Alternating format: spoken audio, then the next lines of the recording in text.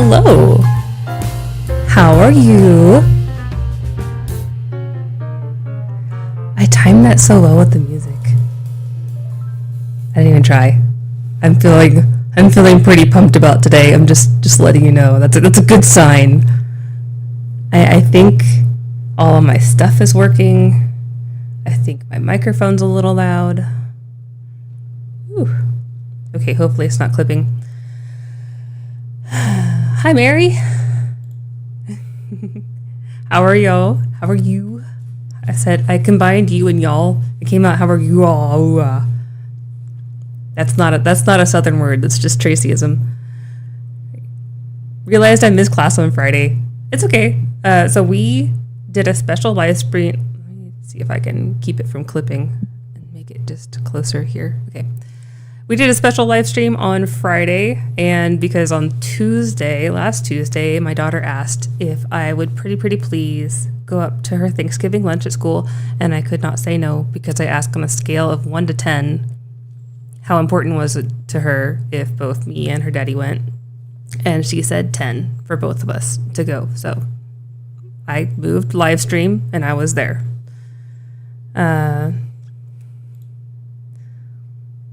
Hello, other Aunt Mary. Actually, it's my only Aunt Mary. I don't know. Do I have that? It's my only Aunt Mary. Yes, I was just making sure I wasn't like forgetting a Mary. Hi, Aunt Mary, here for Thanksgiving. Hi, Lori. How are you? Hello, Mom, also. So, why isn't... Oh. This one here is my mother. Alice Hooten is my mother.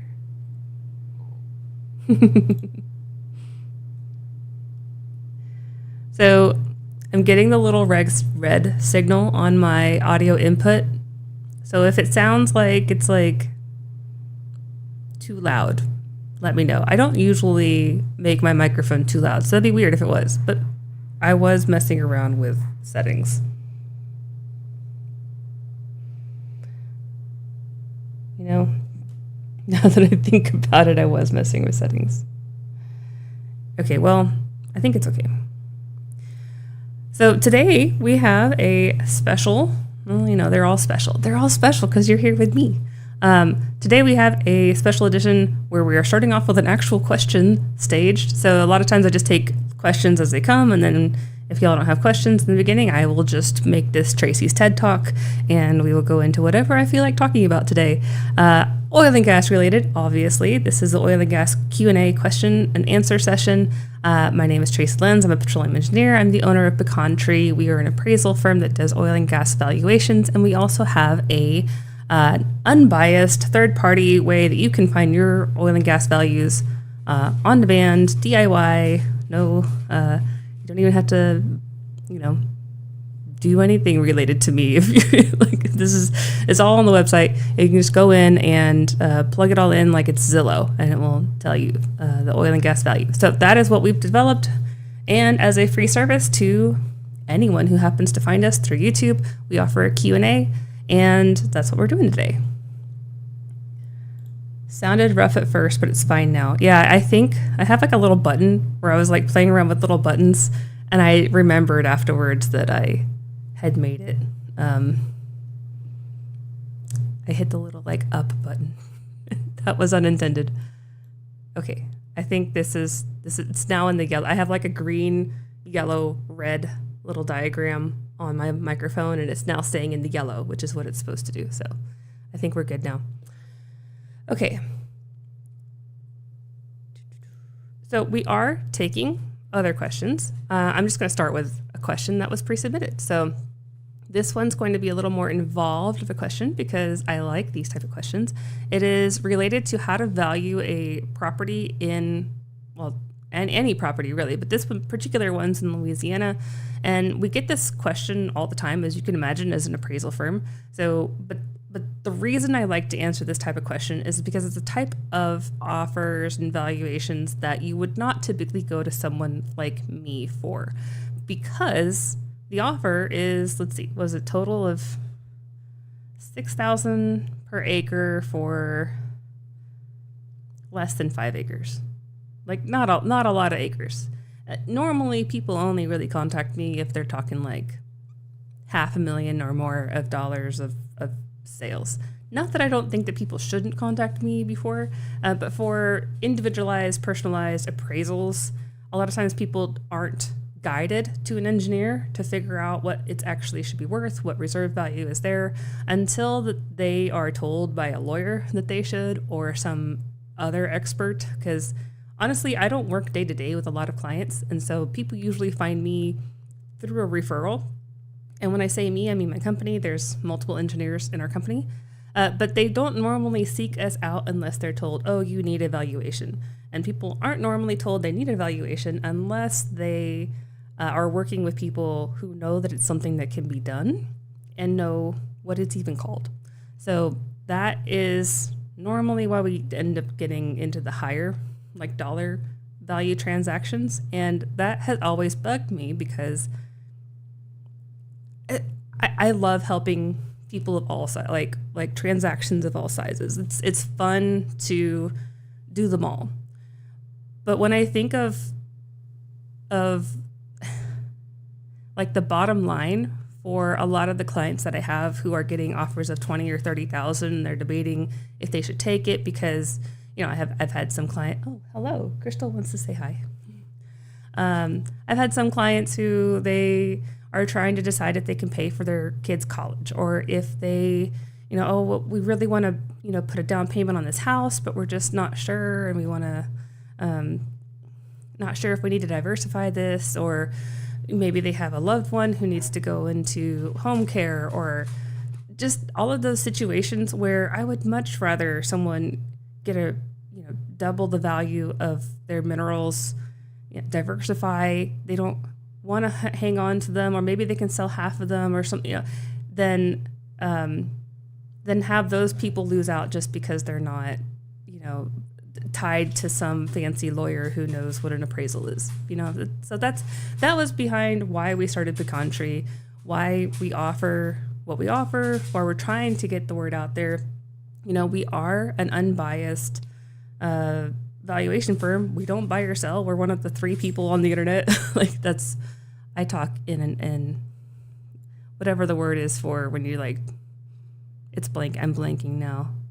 I say a lot of elaborate things that aren't. We're one of the very few people online who aren't trying to buy your minerals. So, with that saying, we will hit into the question. So, okay.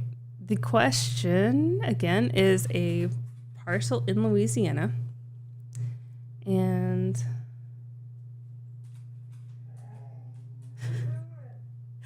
my dog's not happy. I closed the door. I tried to like prep ahead of time. She'll live. Okay.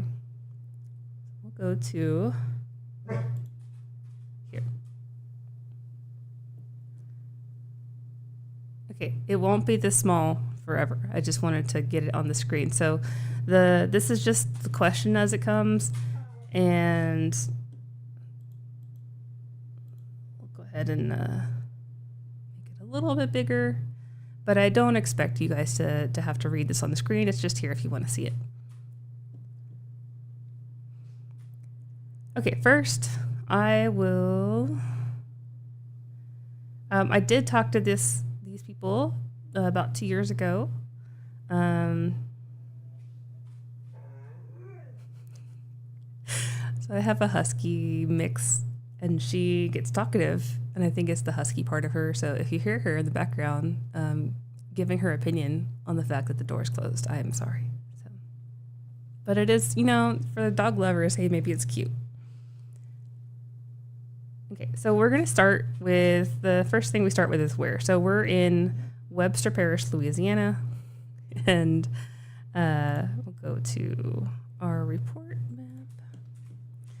And step 1, we're just going to map this up in Pecan Estimate because that is my step 1 all the time nowadays. So we're going to go ahead and I'm going to pull this up where I can see.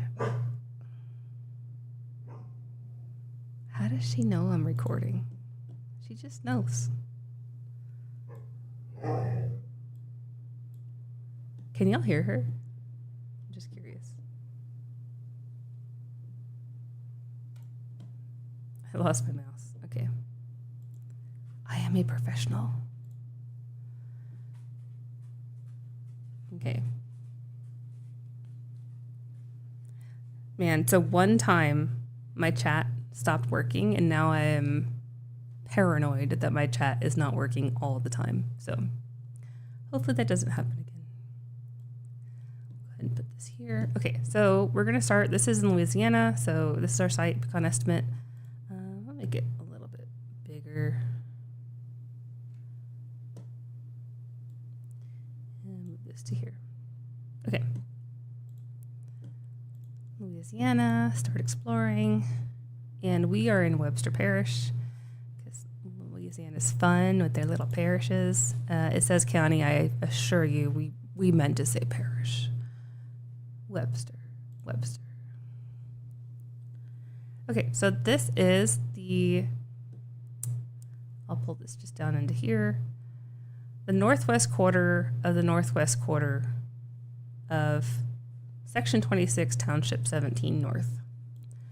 So there's also a range just off the screen, and I will read that in a second. So range 9 west. So how most states that aren't Texas or the original colonies, those states are fun. There's also, I think, one or two others that do this, but the those states are public land survey system states, and so you have townships and ranges that everything is described as, and so that's what we're looking at here. And if I get out of this real quick, you'll see that it's broken up into these squares, and it's like this all across I could go over into Claiborne Parish, and it's the same thing where you have these squares, and going north, you get bigger, so 20 north, 21 north, 22 north, and the T stands for township. While going east to west, you get bigger and smaller, so you have 4 west, 5 west, 6 west, 7 west, and the R is for range. And this is all based on some, central meridian. I'm probably going to say the wrong words because I didn't look it up ahead of time, but there's going to be some place where there's like 1 west and 1 east, and then it'll go out from there. But almost everywhere in these states, it's pretty easy to find a description that says something about a township and range. And so these big squares are what they're talking about when they talk about township and range. And then if someone says, oh, it's in the next township, they're talking about the square. So this is a 6 mile by 6 mile square. It is that way all across the country. Anywhere you're talking about public land survey system, township ranges, it's 6 miles by 6 miles, unless you're like on the edges where they're not quite a full township and range. So then as we zoom in, also every single township and range has 36 sections within it. So each section is a mile. So if you can't remember like how you don't actually have to remember how wide and big a township and range is. It's just always Mary says, yes, you can hear Crystal. Wait till the worst time to be loud. Okay, she laid down. She got the hint. Okay. So if you can't remember what a township and range is, you don't have to. It's just know that you can just go to our site and find it that way. But let's zoom in a little more. So each one of these has a township, range, and section. Township, range, section, township, range, section. So if I do a land search on our site and I'm in Webster Parish, I can start typing using that same, if you type using the same formatting where it starts with T and then the township number. So we'll do T17 North, R6, it might be 06. Where's 6? 9. Oh, why was I reading that upside down? It's a 9 west. And we are looking for section 26. So it pops up this one, and I'm going to click on that. It's going to zoom right to it because it's an awesome program. Thanks, Jason, for programming a lot of it. This is Township 17 North, 9 West, 26 section. So we are now looking at a 1 mile by 1 mile block of land. Now there's more stuff to it than just section township range. There are also this northwest quarter of the northwest quarter, like situation thing happening here. Here we go. Northwest quarter of the northwest quarter, which is abbreviated to be northwest quarter. Like it's abbreviated. That's how you read this. This is the most common way to see it on your deeds and leases. So NW/4, or sometimes they just say NW4, or sometimes they don't even put the 4. NW would also mean the northwest quarter of the northwest quarter. So you can abbreviate abbreviations, like leave it to people who have to write a lot of these to make it even shorter. But that's what it means. And you read this kind of backwards. So if you start at the end and go to the left, it's kind of easier to map. So we're starting in the northwest quarter. So we'll go back to our map and look at the northwest quarter. So if you break this up into quarters, the northwest quarter, if you remember our never eat soggy waffles, is the this area here. And let's see, does this work? No, it doesn't. Okay. No, okay. I was seeing if I could highlight my mouse, but I apparently didn't install that thing correctly, so it's fine. So this northwest quarter is what we're looking at, and I think if I zoom in a little more, we're going to get some grid lines, but it's also loading. Give it a little chance. And so once we find that northwest quarter, and actually I'm going to edit this geometry and move this to be the northwest quarter. So we're all on the same page. Okay, and this says 169 acres. It's actually 160 acres is a quarter of a mile by mile section. So if that is, and actually that's because this isn't quite in the middle. Yeah, it's close. The number of acres inside one mile by 1 mile section is 640 normally. So a lot of stuff in oil and gas is related to a 640 acre unit or section for that reason. So if we're looking at a quarter at that, that's 160, and eventually we do have, it's called the intersections of these sections. I don't know why it's not loading, but it's fine. It'll load eventually. It's thinking really hard. Probably because I'm live streaming and it knows that. But, okay, so now that we are in the northwest quarter, we go back to our description, and it's the northwest quarter of the northwest quarter. So rinse and repeat. It's still the same over here. So I'm going to bring this to about the middle and then make this into a square. All right, so there you have it. That's the northwest quarter of the northwest quarter. And as you can see here, the acreage of this little square here is 41. And if you are a perfectionist and you just really want that to be exactly 40 acres, for our system, it doesn't really matter. It could be 40, 41, 39. Really, it's just the approximate place you're looking at is what really matters. So, but if you want to go here and you're going to say free draw, you can say I want it to be a 40 acre square. And now we have, oh, that's so close to being exactly 40 acres. But pretend that last little digit's not there, and then you can just drag it over here. All right, so now we have a perfect 40 acre square. So I'm going to create that tract, and this was called the least tract. So this is the least tract. And I don't think I have the amount that it's leased for.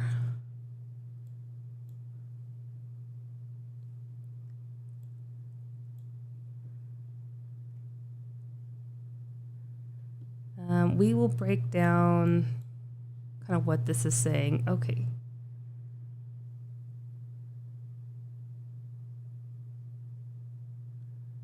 Okay, so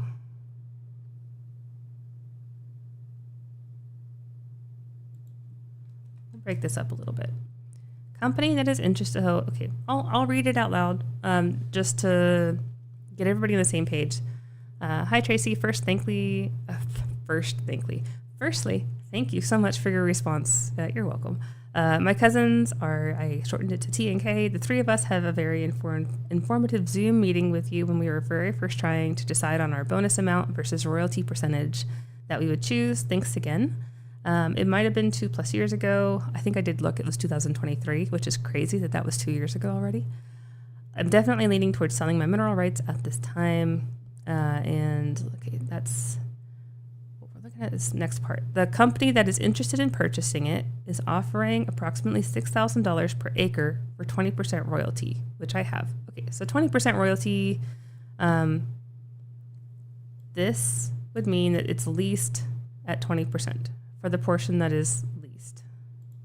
I have 1.333 land acres in the leased portion and 1.333 acres that's presently not being leased, a total of 2.666 acres. Okay. Can't find the offer letter at the moment, but from my recollection, I believe the name of the company is Paint Rock Royalty in Texas. The representative said they would probably want to also buy the portion that's not being leased as well, but if so, it would be at a cheaper rate than the portion being leased. I sent him a copy of my lease agreement as requested, and he said he would get back to me. I'm going to highlight this part here. And here. And yeah, okay. He said he would get back to me and make an offer on the unleased portion if they're still interested in purchasing after thoroughly reviewing my lease agreement. Okay. The leasing company is A Squared Resources 2, who's an association with Athon. Okay, they're an operator driller. It's 80 acres of land my family owns in total, but they're only leasing 40 acres of it, and a 5-year leasing period was agreed upon. Okay, so this is... When I talked to the representative at A Squared, I told her I was leaning towards selling my mineral rights, and she told me to make sure I don't put myself in a position to be charged for probate or to be part of a small civil suit with me being on the losing end. She said also, okay, that, I'm gonna highlight this part. I'm highlighting the things I want to come back to, so I come back to them. She also said although her company A Squared did clean up our title from the messy state it was in, which was part of our initial agreement with them, she assured me that our title is not perfect, which she said is what these companies are usually looking for when they purchase mineral rights. Okay, so due to my concerns, I had a discussion with the Paint Rock royalty rep, and he said if they would decide that they wanted to purchase my mineral rights, I would not have that to worry about. From my last conversation with A Squared, the drilling process will take place soon. That's important. Land is in Webster Parish, Louisiana, and then we have the legal descriptions. So then we have the leased portion and we have the unleased portion. And the big question, which is the question that a lot of y'all have, is let me know how I can get the most information possible on this land's potential mineral value so I'm aware of what I might be sacrificing to sell and get money up front, which is the decision I'm leaning on. Okay, let's go ahead and plug in all the rest of this information that she put here in this question. And if I go to here, it was 1.33 net acres leased at 20%. So this is a decimal percentage. We do have a little info box on, well, I would say mostly everything, but I only see 2 of them here. We'll add more. You can always email and ask for more if you need more help on something. This is probably our most questioned page on the whole site, so I'm going to stick here a little bit. 20% lease royalty rate means that you are a mineral owner, because this is a mineral or royalty interest, have leased the rights to develop that to another company, and in return for that right to develop, they in turn will pay you a certain percent of the money that they make, or they will pay you a certain amount of the money that is produced from the well. I mean, it's not producing money, but if it were producing dollars, you would get straight up dollars. They convert oil and gas into dollars, and you get a percent of that instead. So that royalty rate in this particular situation is 20%. A lot of times it's between 12.5% and 25%. So if you see something like 1/8, a fourth, a fifth, 20%, excuse me, that's the number that we're talking about. The net acres versus gross means that this owner is sharing those proceeds in that are allocated to that 40 acres with other people. So family members, other maybe it's usually family members or people who have like bought or sold their minerals over the years, and she is now having to kind of distribute almost like shares of stock. So if you buy a stock in a company, you don't own all of the company, and you don't own one little closet of the company. You own a little bit of everything. And that's how net acres is for the gross acres. So the company in that analogy is the gross acres, and the shares of stock in this analogy is the net acres. So in this particular example, she has 1.33 like shares of stock of the 40-acre plot of land. So that's one way to look at it, net versus gross. A lot of times you'll see a net royalty acre, and that's converting this to a 12.5% lease. And that's just to get things apples to apples, because a lot of times people don't know what something is leased for, and so they're just assuming. And if you assume, you have to state your assumption. And so just to keep everybody on the same page, they just assume 12.5%. But since we know it, we're going to put in 20% and the actual acreage and go with that. Okay, go ahead and create. And now, since we're also here, we're going to do another 40-acre square, and I didn't mean to hit that. And we're going to move this to section 20. No, I'll pull this back up. It is the southwest quarter of the southwest quarter of section 23. And the hint that I would like to give everyone is start looking wherever the last one you found is, because it's probably right around there. So the southwest quarter of the southwest quarter. Remember, we'll read this from the back, go into the front. So we're going to start in this. It doesn't really matter either way. We're starting in the southwest quarter, right? But southwest quarter, we're starting here, and then looking at the southwest quarter of that. So here, what do you know? It's right here. So southwest quarter is in this little quadrant, and then the southwest quarter of that is right here. So if you want to really get precise, you can like zoom in, and like it doesn't really matter. But I like it when they all line up and they're like right there. Okay, so we're gonna stop editing, and this is the unleased one. And I'm kind of laughing at some of the stuff that was being said in the email, because I will explain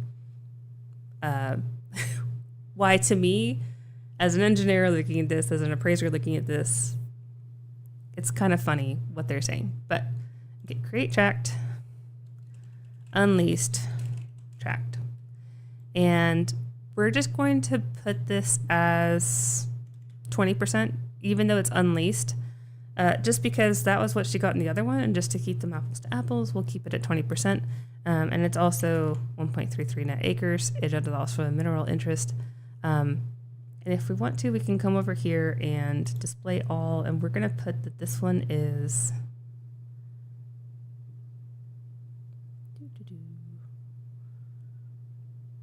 do I know my own software? Lease status. Unleased. Not that it really matters, but it's helpful to put in more information. So okay, so now we have unleased tract and the leased tract. And what I have in the background here is this hexagon, like honeycomb looking thing, is our value per acre. And this purple, anything that's let's see, yellow is $50 to $500 per acre. Orange is $500 to $3,000 per acre. Red is $3,000 to $10,000 per acre. So just off the bat, we can see that we're in the right ballpark because they were saying about $6,000 per acre, and we're at least in that ballpark, like the $3,000 to $10,000. Now again, we're not really. This is per net royalty acre, and their offer was for a mineral acre. We'll get to that. But I am checking to see if we got more questions as we go, and I haven't seen any yet, so I'm going to keep going. And again, if you would like your question handled the same way, this is a free service that we offer. I'm not charging this question asker anything during this live stream. So yeah, if you would like to take advantage of this, I really just like to have examples that I can show people, and I don't want to find just random examples. I want it to be like real life helpful things, but a lot of times people don't want to put their stuff out there. So the more examples, the better, I think. Okay, so we have these two tracks, and I'm going to go ahead and put the wells on just to get a feel for what's happening in the area. If I zoom out, I'm also going to turn off the colors just so there's a little less happening. And this, okay, let me explain a little bit of what is happening on the screen here. We have dots, which hopefully y'all can see. It's probably a little bit, yeah, I think y'all can see. So these red circles are, this is all based on public data. We don't have any like proprietary from the oil and gas company type of data going through our system. Everything we have is based on what is filed with the state, what is filed with regulatory agencies or sales or data systems that you can purchase information about things. And then sometimes we'll have some inside information on what's happening, but then we have to be given permission to utilize that and share it. So just the baseline assumption is that we're going off of public data. It is highly scrubbed public data. We know how to interpret different things, and then we have multiple public data sources that we're kind of pulling together. But based on public data, we have a whole bunch of shut in or inactive, we'll say. It looks like these are particularly plugged, which means that they've come in and cemented and isolated that well from ever producing again. We have a lot of plugged gas wells. It looks like we also have some unknown, so just even older than that type of gas wells. And we also have these lines going across. So these lines, this is where the value is. So I want y'all to pay attention to these long lines going across multiple sections. And in Louisiana, they have a name like HARA, blah, blah, blah.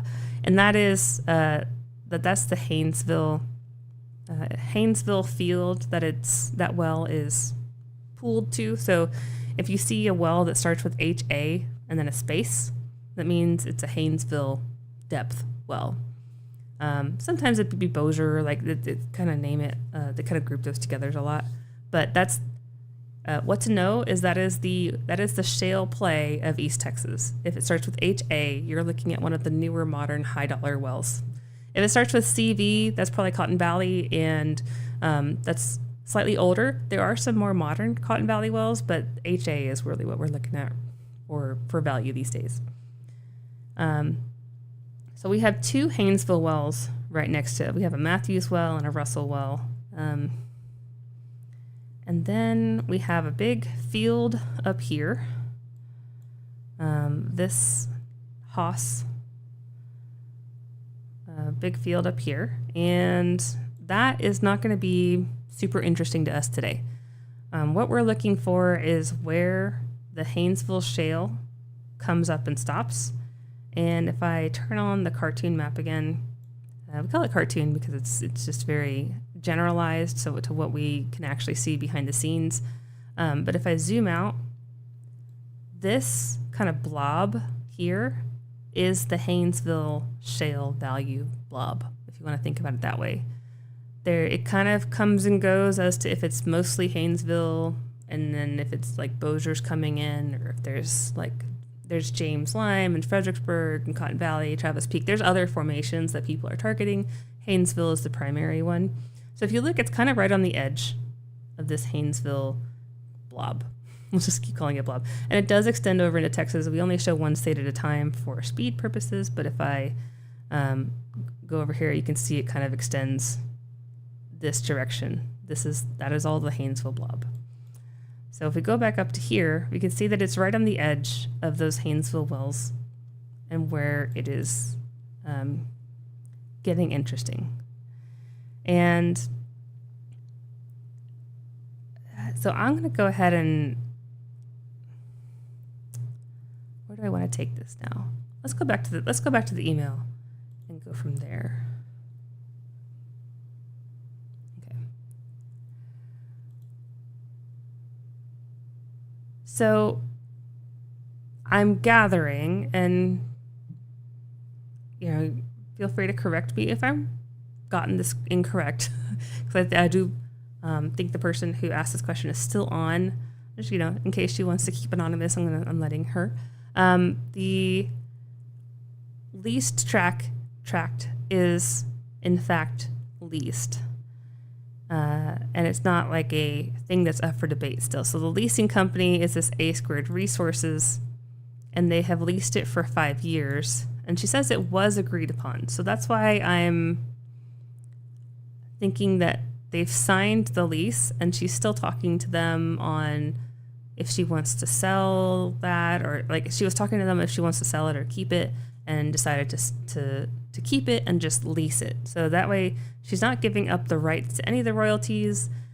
She'll likely get more royalties if it's drilled, but not if it's, she doesn't get all that money up front. She just gets it's basically like a third of it up front if you lease versus selling.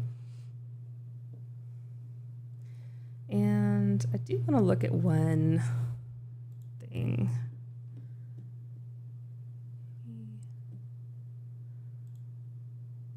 That's the fun part of doing this live, is I have a little more computation stuff I have to do in the background quickly, and I try to stage as much of it as I could, like get stuff up and ready to go.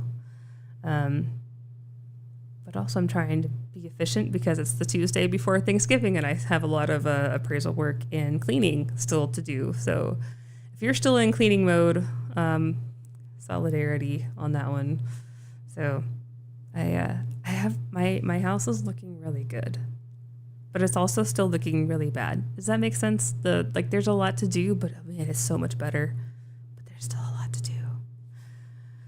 I'm also the cook, which I love. I love hosting and cooking. I just really like, maybe I just like making people happy. I don't know. But I like having people over, and I like eating and cooking good food. Maybe that's part of it, is I like to eat the good turkey, and the only way to guarantee that I eat the good turkey is if I make the good turkey. So maybe that's part of it.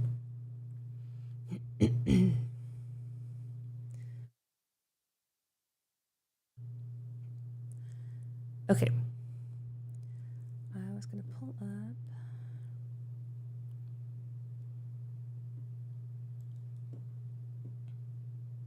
One thing I wanted to look at was on our more detailed map. So a lot of stuff we have on the site, but there's some things we still have on the back, like that I had to pull up on our more detailed maps in the background. This is our kind of back-end database, I guess you could look at it. Thank you, Tracy. I'm debating on selling my mineral rights. We all signed our lease agreement for the 5-year period. Okay, so it is leased, and they're just debating if they want to sell it. Okay. That's really what I wanted to, I thought that was what I was interpreting, but sometimes I get brain dead on these live streams, and you never know.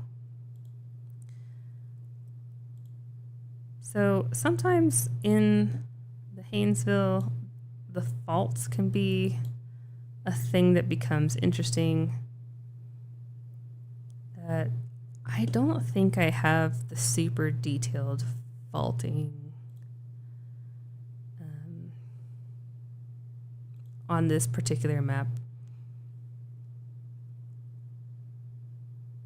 Oh, okay, just you. So not, this is just, yeah, okay. This is just you deciding if you want to sell. Got it, yep. Okay. So I just wanted to check if it was in an area where there was a lot of faulting. I think it's just In case you're curious, we have, let's see.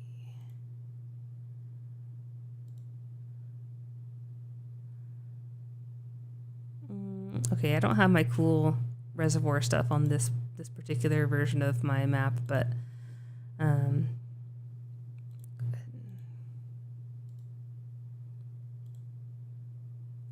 this is just from some other stuff. So they had like the shelf here, and then I won't go too much into the geology. I won't pretend to be a geologist for anyone who is a geology background who would cringe at that. Okay, let me turn back on. I wanted to look at, okay, here's the wells kind of on our other way to view it. So this is how, if I'm doing my detailed analysis, this is how I'm looking at it. And clear that. And we want,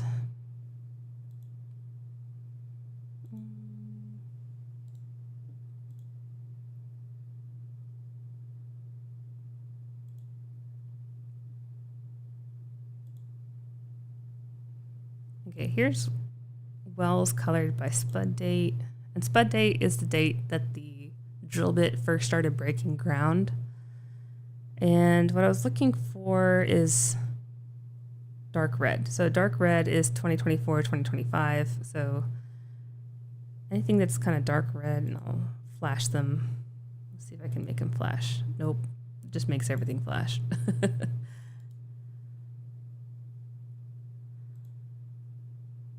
Can I do that? Make them yellow. So what I'm seeing is that there is activity coming this way. I mean, maybe coming that way is strong, but let's see who. I'm guessing this well is an Athon well. While that's thinking, I'm going to go ahead and click on the property. So this will pull up our pecan estimate page, where we can see all of our analytics and well details and info on that particular tract. Okay, so for 1.33 net acres, our baseline is saying, I think that's less than, was that about what they offered? Did we hit that on the nose? 6,000 per acre, and ours is 5,332 per acre. That's as just like a midpoint. Okay, so off the cuff, I don't hate it.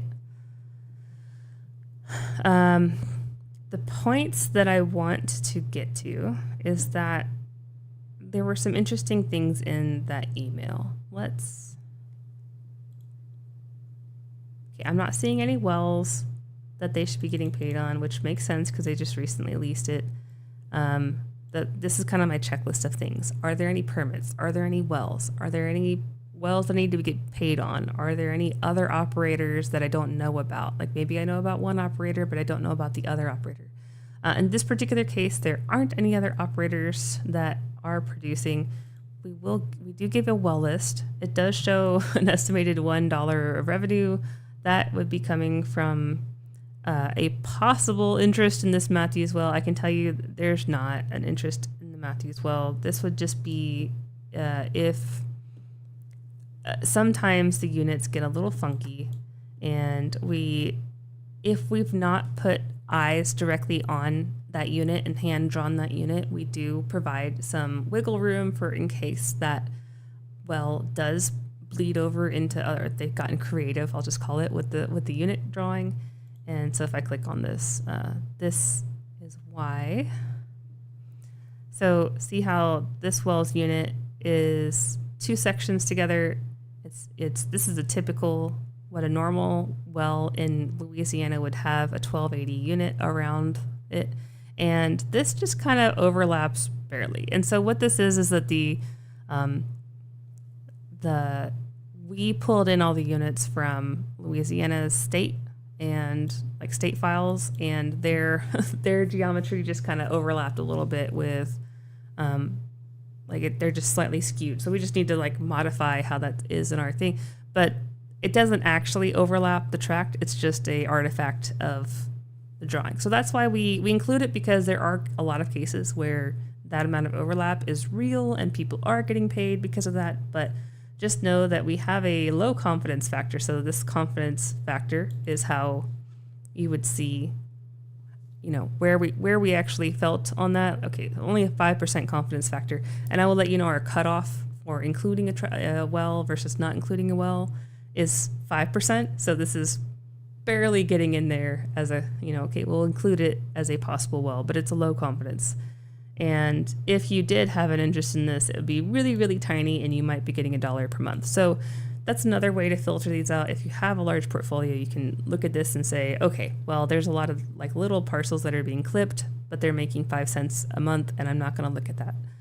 Or if it's a big deal, you can look at it. So for this, I will let you know this is not a real thing. And so we can actually go into this, and I clicked on wells instead of that tracks well. So now it's adding together both of those tracks, which is why this moved to $2 a month, because there's 2 tracks and it thinks that both tracks have an opportunity to be in that well. But I will let you know, I can say, hey, system, don't look at that well, disable it, hit save. And now whenever those tracks are ran again, it won't include that royalty interest. Okay, so that's just a random side tangent. Okay, yeah. Okay. We're on the same page. So here's the funny thing. A cheaper rate than the portion being leased. That part's interesting to me, because here's my thought process on this. 20% royalty is good, but I think that someone who is in the industry would probably get 25%. I'm just saying, if there is a drilling rig within 5 miles of that land and it's drilling a modern shale well, I think you can negotiate for 25%. So that would make a higher royalty makes any property that is on the mineral interest side better. If you don't want to negotiate the lease and you're about to lease and you're deciding if you want to sell or lease, then you'd want to sell first.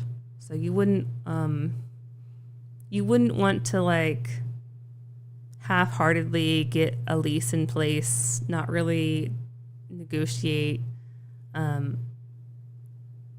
get a lot of the lease bonus and then sell and expect top dollar. Because basically you got a lot of your money out of that through the lease bonus if you don't negotiate the royalty rate higher.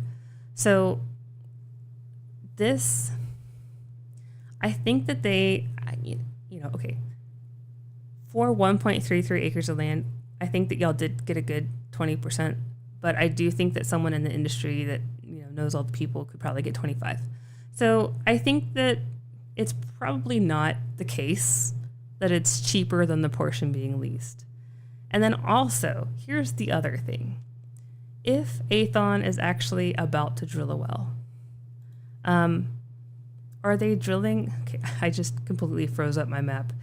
There's score 1 for the online tool versus the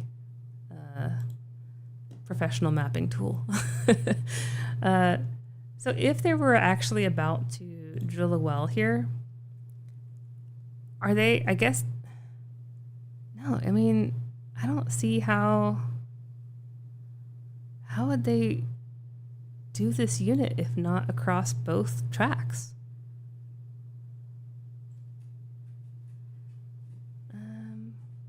Here's a little shortcut. I actually like the map that's better, that is on our create a tract. I like this map better, so I just go to create a tract to get to this one. Let me go back to here. How long of a well is this thing? Okay. I guess they could put a unit here to here. But if you look at this well right here, they start at this, it's still a 2-mile lateral, but they start like about 40 acres up. So if they were to do the same unit here, they would go into this unleased tract. So it's just a matter of, I don't know. I think it's possible that they could even make the unit these two sections together.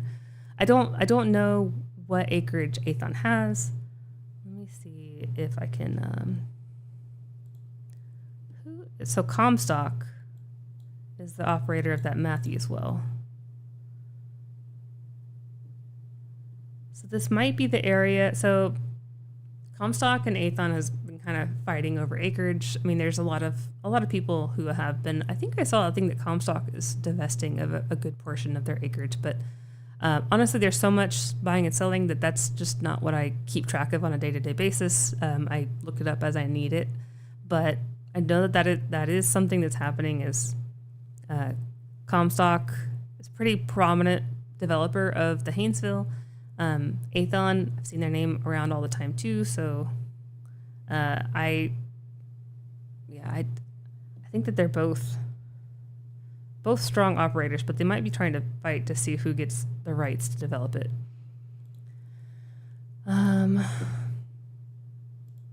In terms of is one better than the other? I mean, possibly, not a lot better. If there were to be a well drilled here that only covered these two sections, I think it would be less likely. I mean, it would make it worth more than this undrilled, unleased area. But until you saw that, they're kind of worth about the same. I mean, that could be debated. I'm debating it myself, actually. But I think when you combine the fact that it's unleased and has the leasing potential with it, because as you've seen, the leasing potential puts cash up front. So any buyer of that property would get cash up front when they leased it, and they could make their own terms. So if you had a buyer that was extremely sophisticated and had all the best lawyers and maybe they themselves were a lawyer landman, they could take that unleased section and make a amazing lease with that.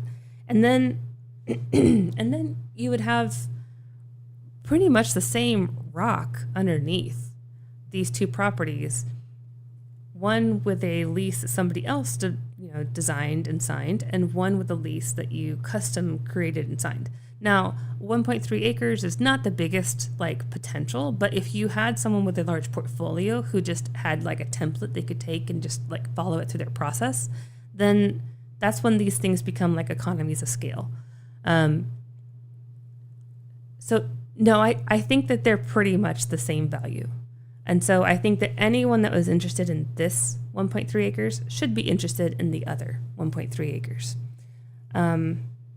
It's possible that they have some insider information as to where the drilling rig's going next, and maybe that's why they're not interested in it, or maybe that's why they're saying that. They know that a well is being drilled next month in this section or something. I don't know. That upfront value versus long-term value does make a difference to some buyers who are looking for quick returns and looking for immediate cash flow for their investors. But overall, it's the same rock, it's the same value underneath the surface, and it's just a matter of time. I really like the Haynesville when it comes to, okay, you have more information. I really like the Haynesville when it comes to long-term opportunity, because the long-term opportunity, I feel like it just gets better. It's really close to the Gulf. It has good infrastructure. It has good, it's good rates, good rock, good stack. I'm just in general a favor of the Haynesville.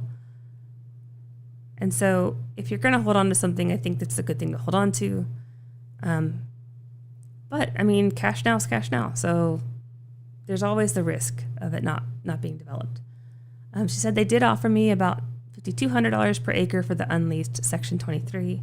We'll go ahead and look at that, see if our system shows any difference, and I apologize for my voice.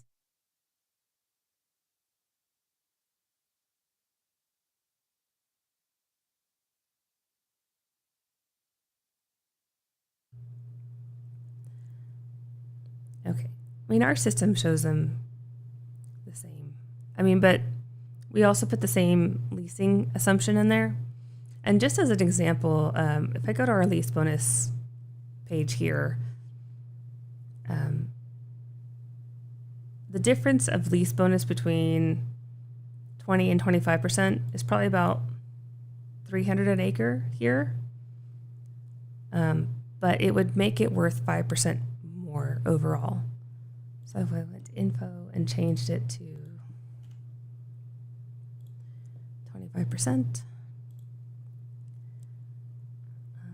does it auto update? I can't remember. So I'm going to rerun our calculations real quick again.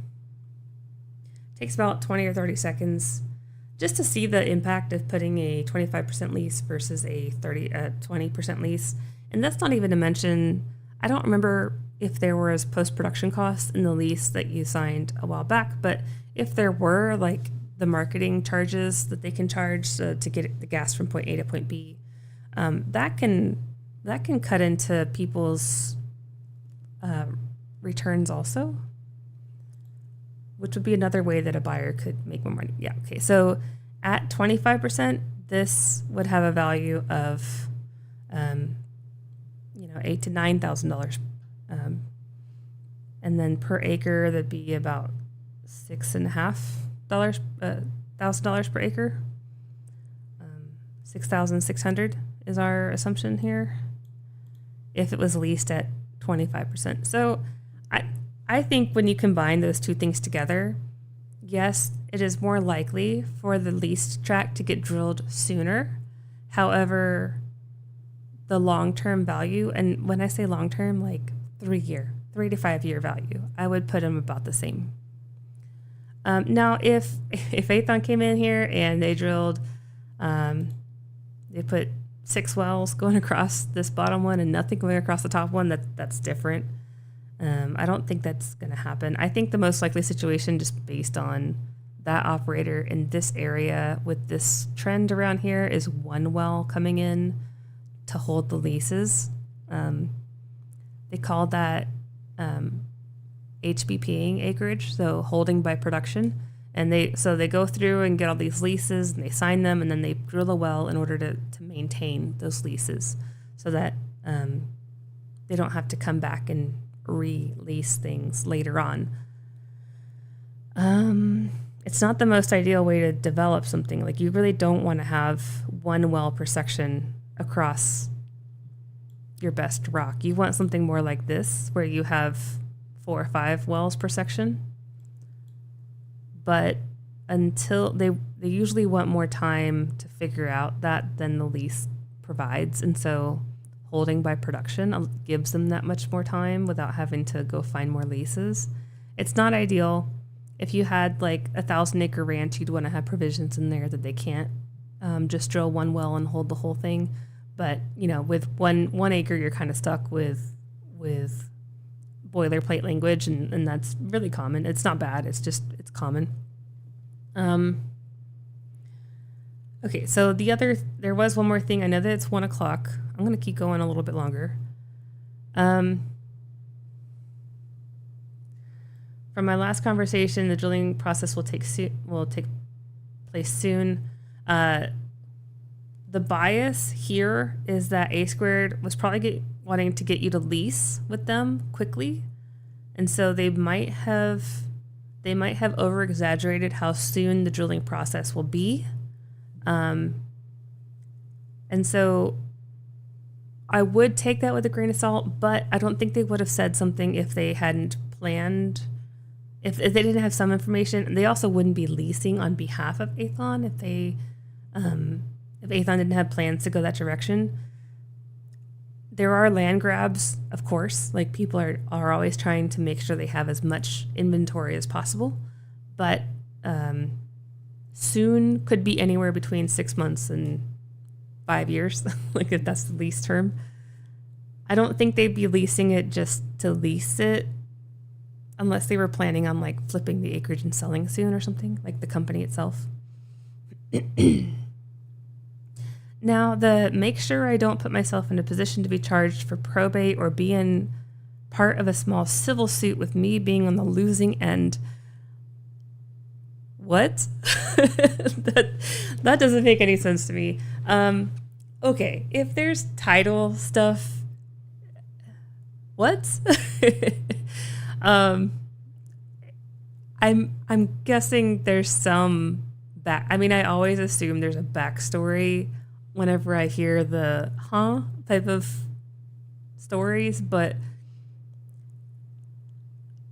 I don't see a situation where this would happen under normal circumstances. Although her company did clean up title from the messy state it was in, she assured me that our title's not perfect. I've never seen anyone whose title is perfect. Well, maybe like 1 or 2 people out of the hundreds that we've worked with.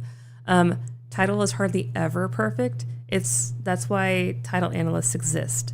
That's why division order analysts are very knowledgeable normally, and they're making the companies themselves are making risk decisions on if they have enough information to pay the people they think should be paid. And whenever a well is drilled and there's a title opinion made, there's pages and pages of like caveats saying like, well, this part's not exactly perfect, and this is a low risk, and this is a high risk, and don't pay them until they file this thing, and we're not entirely sure, but we're pretty sure this person should be like. There's pages of caveats like that. So, I mean, no one's title's perfect. And then a lot of the stuff that really would matter would be stuff that you would have to do anyway. So like filing an affidavit heirship, or filing a stipulation of interest, or a quitclaim, or whatever it is you need to do to like clean up that title is probably something you would have to do rather than something that A Squared could do for you. But they could help like make things clear with the company that is leasing, which is the important part. The real important part is for the company that is drilling the well, like after you've leased, for them to be comfortable that you were the right person to pay. Like, ultimately, you just want money. Like that's the important part, is to make sure they're comfortable enough to pay you money. Let's see. You say, we all previously received our individual lease bonuses. We all chose individual royalty percentages. 25% was not offered. 20% was the highest. Yeah, and that's totally normal. And again, I'm not faulting y'all at all for that. I think that it's a good lease rate. If you were like the center of the Permian Basin and you got 20%, I'd say they hosed you. But like in Haynesville, no, that's totally fine. I'm just saying, when it comes to there's a wide range of like the upper elite mineral people have their like blanket leases that they like move aside lease that was offered to me. I have my lease and you will sign it because this is my lease that I want, and I'm not leasing my stuff because my 18 lawyers I have will fight you to the death in a ring if you don't sign. Like they have their ways. I've seen these like 20-page leases or 40-page leases that have all the bells and whistles, and it's there's pros and cons to working with good like high-powered mineral owners, and so sometimes they're willing to take that lease. And so I'm just saying, like, there's a whole world behind the scenes going on here. Okay. Yeah, and they wouldn't have offered 25% either. This is another one of those. It's kind of like going to a coffee shop and asking for something off the menu. Like, if you go there all the time, you know that they have onions, and you know that they have, your favorite taco seasoning, and you know that they can make that taco you want, but like, it's not on the menu. But because you go there all the time, because you're really familiar with it, you know that you can order it and they will say yes. That's what I'm talking about. Yeah. It's kind of the worst deal for the the leasing company. That's why they don't offer it.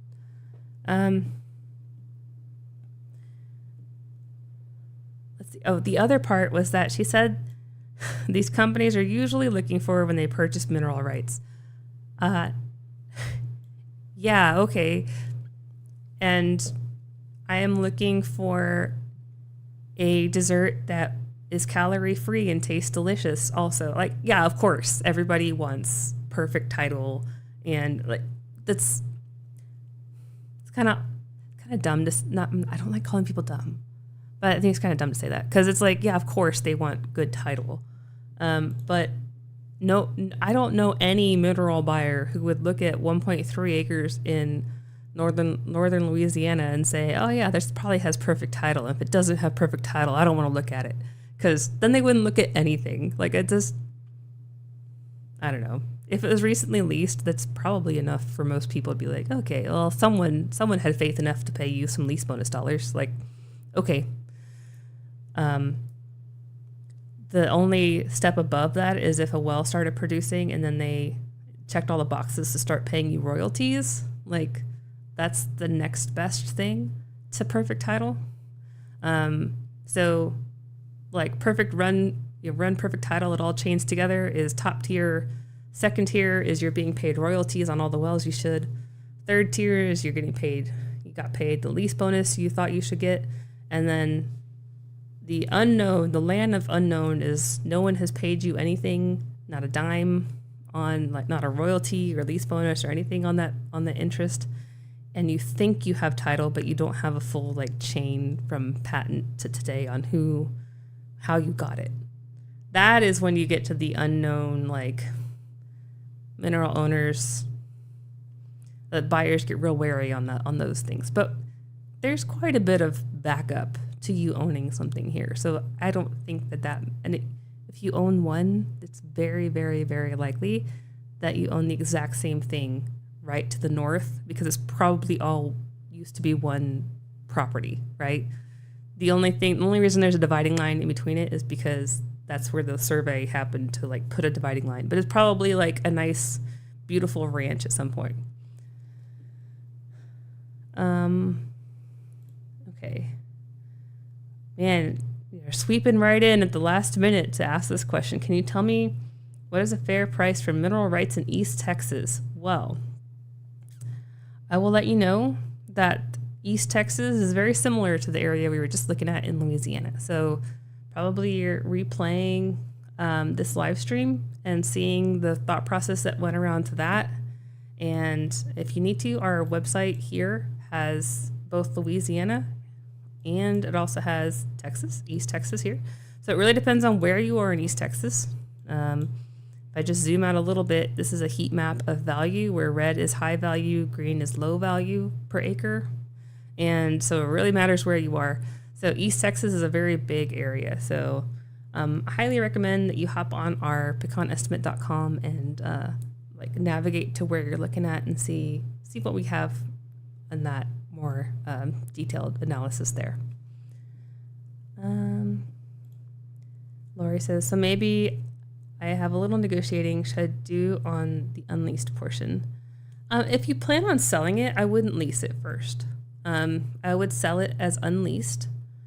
If you want to sell it to these two people that you're talking to, then yeah, you probably have some negotiating to go, because they, I kind of find that I'm not going to say good and bad. There's buyers who come in they're just trying to get the deal done quickly.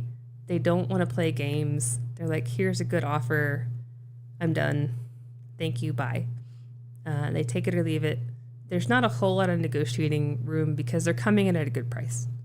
Then there's other buyers who take more the used car salesman approach, where they come in and they're going to offer you bottom dollar, and then they're seeing if you'll take it.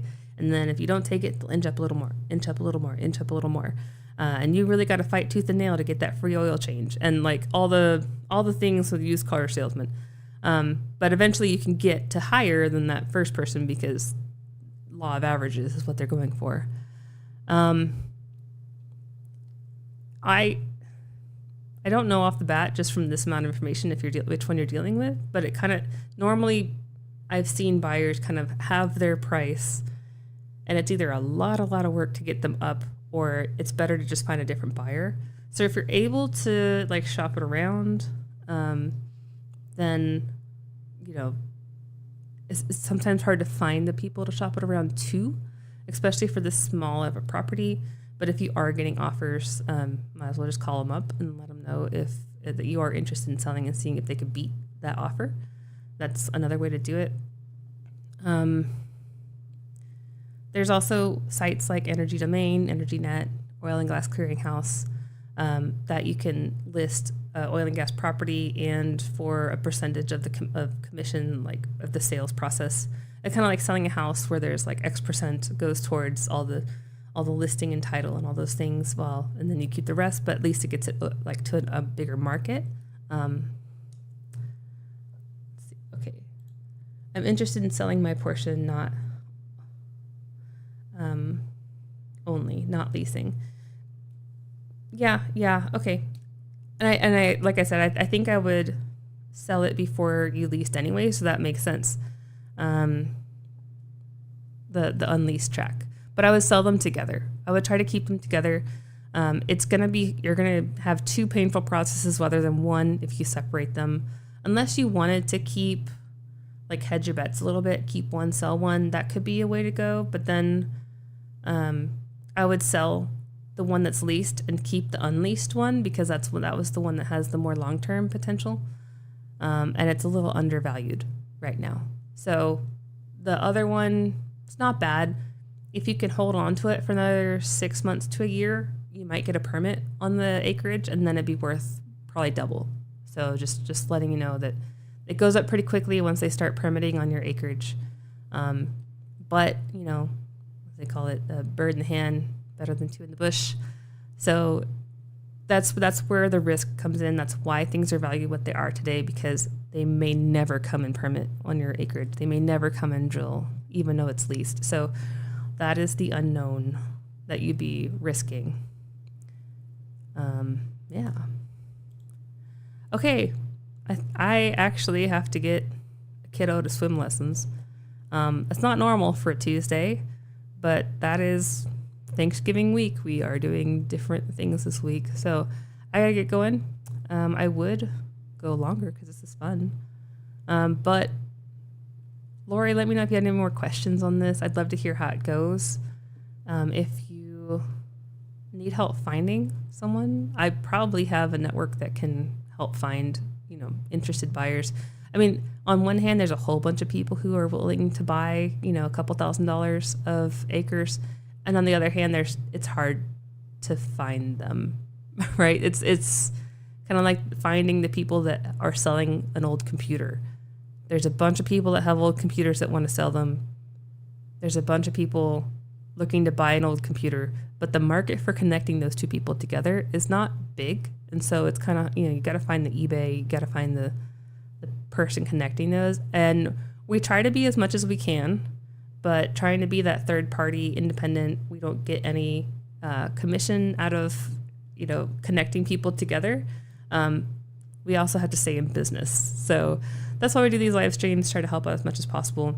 I'm becoming slightly more connected in the industry, but I am not an industry person. My whole career has been in the industry, but I don't have like a network of frat bros that I can just send stuff to unless I use someone else's network of frat bros. I do have some friends who have networks of frat bros, but I myself, unfortunately, was never part of a fraternity and have the frat bros. So, all right, with that, I think that's all for today. I don't know why my voice is struggling so much today. Maybe it knows that it's the end of the week and it's, not even the end of the week, I guess. It's still the beginning of the week. Yes. Okay. Well, in that case, I will see y'all next week. Same time, same place, Tuesday at noon, open office hours. Feel free to email, chat, snail mail, pigeon carrier, however you want to get me. a question, I will answer it during the live stream if I can fit it in. Like today, it can take up the whole time if you really want it to. If I don't have a whole bunch of questions, like this is the time to ask your questions now. So, yeah, I will see y'all same time, same place next week. Okay, happy Thanksgiving. I hope y'all all have a happy, healthy, delicious Thanksgiving week. All right. Thanks, y'all, and I will